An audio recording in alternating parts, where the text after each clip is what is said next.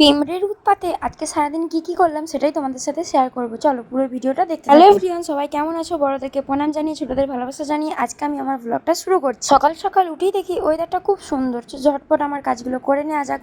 নিচের ঘরের সমস্ত কাজ করে চলে এসেছি ওপরে নিজের ঘরের বিছানা তুলতে।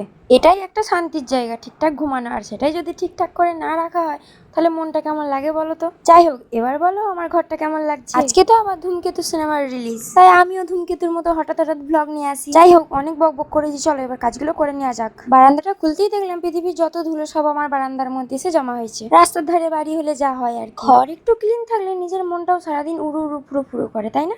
এদিকে বকবক করতে করতে আমার গোটা ঘর ঝাঁট দেওয়া কমপ্লিট। আজকে আবার বৃহস্পতিবার, গোটা ঘর ক্লিন করতে হলো। সব কাজ করে চলে গিয়েছিলাম স্নান করতে। একটু ফ্রেশ হয়ে সুন্দর করে শাড়িটা পরে চুল আঁচড়ে সিঁদুর পরে নিলাম, যেটা আমাদের নিত্যদিনের কাজ। একটু সিঁদুর পরলে মুখটা কি সুন্দর পাল্টে যায়, তাই না? আর এদিকে আমার সব চুল উঠেই যাচ্ছে। কারোর কাছে কোনো সলিউশন থাকলে আমাকে অবশ্যই কমেন্টে জানিও। এদিকে মা পুজো করছে, আমি ঠাকুর প্রণাম করে রান্না চাপিয়ে দিতে চলে গেলাম। আজকে করব আলু চচ্চড়ি। হঠাৎ করেই দেখি ডেলিভারি দাদা ফোন করছে। অনলাইন থেকে কিছু অর্ডার করলে আমি অপেক্ষা করে থাকি সেই জিনিসটা কবে আসবে, কখন আসবে, আর আমি খুলে সেটাকে দেখবো। এদিকে বকবক করতে করতে আমার হাতটাই পুড়ে যাচ্ছে। মেয়েদের জীবনটা কি অদ্ভুত, তাই না? বিয়ের আগে একরকম আর বিয়ের পরে আর এক রকম। যে মেয়েটা বিয়ের আগে এক গ্লাস জল গড়িয়ে খেত না, সে এখন সবকিছু পারে। হয়তো পৃথিবীর এটাই নিয়ম, যাদের স্বামী বাইরে থাকে তাদের কথা তো আর বললাম। এদিকে আমার রান্না পুরো কমপ্লিট। এইদিকে মায়ের ঠাকুরকে জল দেওয়া হয়ে গেছে। সেরকম কিছু করিনি, রুটি আর আলু চচ্চড়ি। পার্সেল তো দিয়ে চলে গেছে, চলো খুলে দেখা যাক কেমন এসেছে।